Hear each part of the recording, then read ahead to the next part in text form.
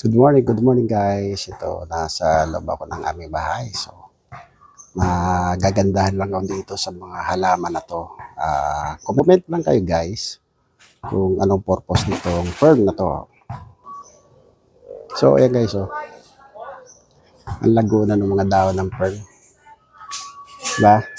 Ayan, oh. Nakita nyo guys. Diba? Dami niya, no? Ano ba ang paggagamitan na? Pwedeng paggamitan natin guys.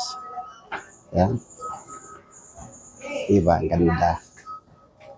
So, comment lang po kung ano ang function nitong mga dahon na to ng fern.